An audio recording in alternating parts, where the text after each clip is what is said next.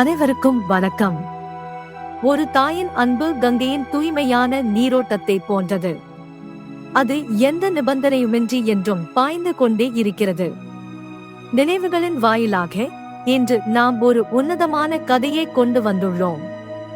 அங்கு தான் என்ற அகந்தை கரைந்து சுயநலமற்ற அன்பு மட்டுமே எஞ்சியிருக்கிறது. வாருங்கள், கங்கையின் இந்த புனிதமான காட்சிகளுடன் புகழ்பெற்ற எழுத்தாளர் ராஜேஷ் சந்திரானி மலால் ஜெயின் அவர்களின் எழுத்தில் உருவான இதயத்தை தொடும் ஒரு கதையை கேட்போம். எனது தாய் என் மீது எவ்வளவு அன்பு வைத்திருக்கிறார். தேதி டிசம்பர் 19, 2019. அம்மா இந்த உலகத்தில் நம்மோடு இருந்தபோது. ஆரம்பத்திலிருந்தே தொடங்குவது சரியாக இருக்கும் என்று நினைக்கிறேன். நான் மழலை பருவத்திலிருந்து மெல்ல மெல்ல வளர்ந்தபோது எனது வீடு எப்போதும் மகிழ்ச்சியால் நிறைந்திருப்பதை உணர்ந்தேன். அந்த பெரிய குடும்பத்தின் நடுவில் எனக்கு அம்மாவின் அருகாமையே எல்லாவற்றையும் விட பிடித்தமானதாக இருந்தது. அவரது அரவணைப்பே எனது மிகப்பெரிய பலமாக இருந்தது. வீட்டில் உடன் பிறந்தவர்கள் இருந்தனர். எனது அம்மா எல்லாவற்றையும் மிகச்சரியாக சமநிலைப்படுத்த வேண்டியிருந்தது. பிள்ளைகள், குடும்பம், சமூகம் மற்றும் ஆன்மீகம் சார்ந்த பொறுப்புகளை அவர் மிகச் சிறப்பாக நிர்வகித்து வந்தார். இவற்றுக்கு இடையில் அவருக்கு தனக்கென ஒதுக்குவதற்கு நேரம் மிக குறைவாகவே இருந்தது. நான் வளர வளர ஒரு உண்மையை உணர்ந்தேன். மற்ற அனைவரையும் விட அவர் மிகவும் எளிமையானவராகவும் அமைதியான மனம் கொண்டவராகவும் இருந்தார். அவர் கோபப்பட்டு நான் பார்த்ததே இல்லை. அவர் எரிச்சலடைந்து நான் கவனித்ததே இல்லை. ஒருவேளை அந்த காலத்தில் இது ஒவ்வொரு தாய்க்கும் இருந்த இயல்பான குணமாக இருந்திருக்கலாம். ஒரு சிறந்த இல்லத்தரசியின் அடையாளம் அது. காலம் செல்லச் செல்ல எனது புரிதல் வளர்ந்தபோது அவரிடம் ஒரு சிறப்பை கண்டேன். அது வேறு எந்த உறவினரிடமும் நான் பார்த்ததில்லை. அதுதான் அவரது நிபந்தனையற்ற வாழ்க்கை முறை. அவர் வீடு, குடும்பம், அக்கம் பக்கம் மற்றும் சமூகத்தின் எல்லா நிபந்தனைகளையும் ஏற்றுக்கொண்டார்கள். ஆனால் மற்றவர்களுக்கு அவர் எந்த நிபந்தனையையும் விதிக்கவில்லையோ. இன்று உலகை புரிந்து கொண்ட பிறகு எனக்கு தெரிகிறது, அத்தகைய பற்றற்ற நிலை மிகவும் அரிது. தனது இருப்பை மற்றவர்களின் இருப்போடு முழுமையாக இணைத்துக் கொள்வது எளிதான காரியம் அல்ல. அது சில தருணங்களுக்கு மட்டுமல்ல, வாழ்நாள் முழுமைக்கும். நிச்சயமாக அவர் ஒரு அபூர்வமான மனிதர், மானுட விதிவிலக்கு என்று அழைக்கப்பட வேண்டிய ஒருவர். அவரது எளிமையான வாழ்க்கையில் நான் அவ்வப்போது சில மகிழ்ச்சியான தருணங்களை கண்டிருக்கிறேன். லலித்பூர் அவரது பிறந்த ஊர். அவருக்கு 8 வயது இருக்கும்போதே தந்தையையும் சகோதரரையும் இழந்துவிட்டார்.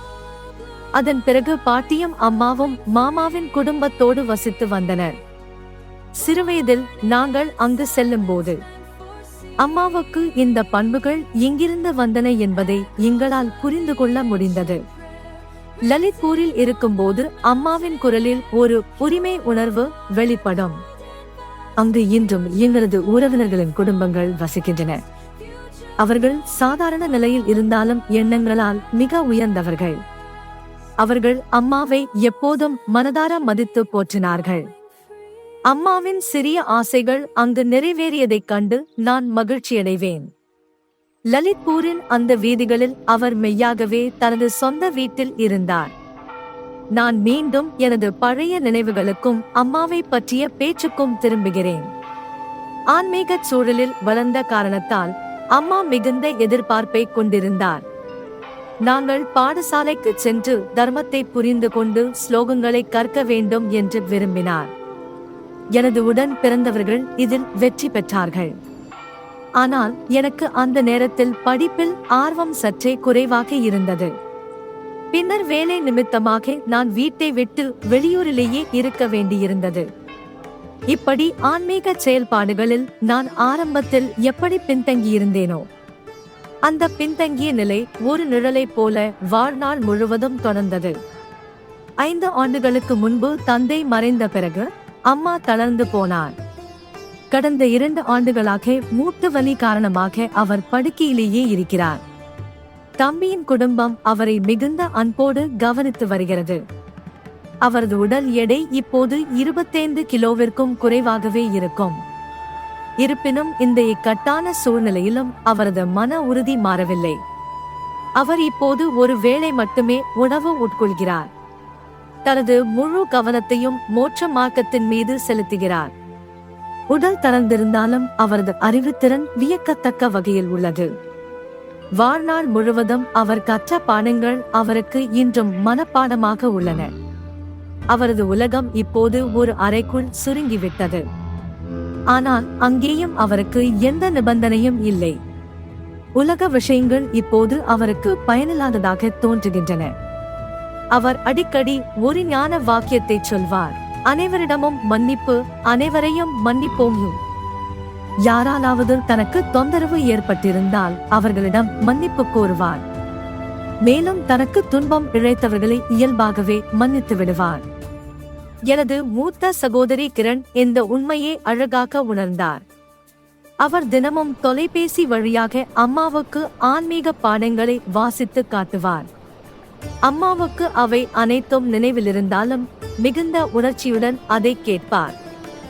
நான் சொன்னது போல் ஆன்மீக ரீதியில் நான் அம்மாவின் பின்தங்கிய மகன்.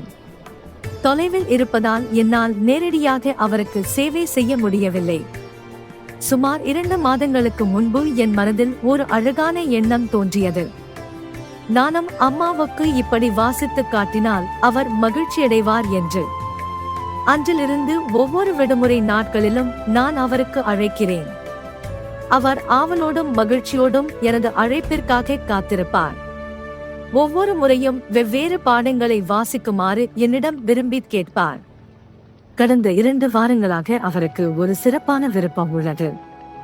அவர் என்னிடமிருந்து பக்தாமர் ஸ்தோத்திரம் கேட்க விரும்புகிறார். சமஸ்கிருத ஸ்லோகங்களை துல்லியமாக உச்சரிப்பது எனக்கு ஒரு பெரிய சவால். அவருக்கு அவை அனைத்தும் மிக தெளிவாக மனப்பாடம். இருப்பினும் என் வாயால் அதை கேட்பது அவருக்கு மிகுந்த அமைதியை தருகிறது. வாரத்திற்கு 1 மணி நேரம் இப்படி செய்வது எவருக்கும் தோன்றலாம். எனது அம்மா என்னிடமிருந்து எவ்வளவு குறைவாக எதிர்பார்க்கிறார். ஆனால் உண்மையில் அவருக்கு தெரியும், அல்லது எனக்கு நன்றாக தெரியும், அவர் என்னிடமிருந்து எவ்வளவு பெரிய பலனை எதிர்பார்க்கிறார் என்று. நான் மோட்ச மார்க்கத்தில் நடக்க வேண்டும் என்று அவர் எதிர்பார்க்கிறார். அவரது வாழ்க்கையில் ஒரு அற்புதமான சங்கமத்தை காணலாம். உலக பார்வையில் அவரது வாழ்க்கை இந்த பொன்மொழியை சார்த்தகமாக்குகிறது: பிறருக்காக வாழ்வதே உண்மையான வாழ்க்கை. அதே சமயம் ஆன்மீக உயர்வுக்கான எண்ணமும் அவரிடம் இருந்தது. அவர் எங்களை சிறுவயதிலிருந்தே நற்பண்புகளுடன் வளர்த்தார். பின்னர் எனது 2 மகள்களுக்கும் அதே நற்பண்புகளை கற்பித்தார். அவரது நிழலில் மருமகள்களின் ஆளுமையும் விழுந்தது. பேரக்குழந்தைகள் அனைவருக்கும் அவர் ஒரு உந்து சக்தியாக இருந்தார். அவர் எப்போதும் மிக தீவிரமாக கூறுவார்: தீமையை பற்றி பேசுவது தீமையை வளர்க்கும். எனவே நன்மையை மட்டுமே பேசுவதன் மூலம் தீமையை ஒழிக்க முடியும். அம்மாவின் குணத்தை பற்றி சகோதரி கிரண் கூறுவது இதுதான்: அம்மா எப்போதும் பிறர் விஷயங்களில் தலையிடவில்லை. உன்னது என்னது என்ற வேறுபாட்டில் ஒன்றுமில்லை என்று எங்களுக்கு கற்பித்தார். இந்த பாடமே இன்று எங்களது மிகப்பெரிய சொத்து. இதன் மூலமே எங்களுக்கு சமூகத்தில் மரியாதை கிடைக்கிறது. நாங்கள் ஒற்றுமையை நம்புகிறோம், யாருக்கும் இடையில் மனக்கசப்பை ஏற்படுத்த மாட்டோம். நாங்கள் ஆன்ம அமைதி பெற வேண்டும் என்பதற்காகவே அம்மா நற்பண்புகளை கற்றுக் கொடுத்தார். பிறப்பிறப்பு துயரங்களிலிருந்து விடுபடையும். தேதி 26 ஏப்ரல் 2022. அவருக்கு தனது பிள்ளைகளிடமிருந்து பொருள் ரீதியாக எதுவும் தேவையில்லை. நாங்கள் உண்மையை உணர வேண்டும் மற்றும் ஆன்மீகத்தில் ஈடுபாடு கொள்ள வேண்டும் என்று விரும்பினார். அவரது இந்த அன்பு தீர்த்தந்தர்களின் கருணைக்கு ஒப்பானது. அது உலக உயிர்களின் நலனுக்காக அனைவரையும் தூண்டியது. 2020 ஏப்ரல் 26 அம்மா மறைந்தார். கொரோனாவின் இக்கட்டான காலம் அது. அன்றிலிருந்து நாங்கள் தினமும் 1 மணி நேரம் வழிபாட்டை மேற்கொள்கிறோம். அந்த வழக்கம் இன்றும் பெருமையுடன் தொடர்கிறது. இந்த 1 மணி நேரத்தை அம்மாவின் இறுதி விருப்பத்திற்காக அர்ப்பணிக்கிறோம். கிரண், ஷோபா மற்றும் ரச்சனா இந்த வழக்கத்தை தொய்வில்லாமல் கொண்டு செல்கின்றனர். இன்று அம்மாவின் நினைவுகளை போற்றி நான் இதை மீண்டும் பகிர்ந்து கொள்கிறேன். ராஜேஷ் அவர்கள் தனது தாய்க்கு செலுத்திய சொல்லஞ்சலையே நீங்கள் கேட்டீர்கள். நிற்காத ஒரு உயிருள்ள பாரம்பரியம். உண்மையான அன்பு ஆன்ம உயர்வில்தான் இருக்கிறது. இன்று அம்மா நம்மிடம் இல்லை. ஆனால் குடும்பத்தினர் மேற்கொள்ளும் இந்த வழிபாடுகள் அம்மாவின் அந்த எண்ணத்தை வாழ வைக்கின்றன. நன்மையை தேர்ந்தெடுப்பதே அம்மாவுக்கு நாம் செலுத்தும் உண்மையான மரியாதை. இன்று மிகவும் கனத்த இதயத்துடன் இதை பகிர்ந்து கொள்கிறேன். ராஜேஷ் அவர்களின் தங்கை ஷோபா அவர்களும் 2026 ஜனவரியில் மறைந்தார். அம்மாவின் பாதையிலேயே அவர் அந்த பயணத்தை தொடர்ந்தார். அந்த மகளுக்கும் எங்களது ஆழ்ந்த இரங்கலை தெரிவித்துக் கொள்கிறோம். இன்றைய பகுதி இத்துடன் நிறைவடைகிறது. நன்றி.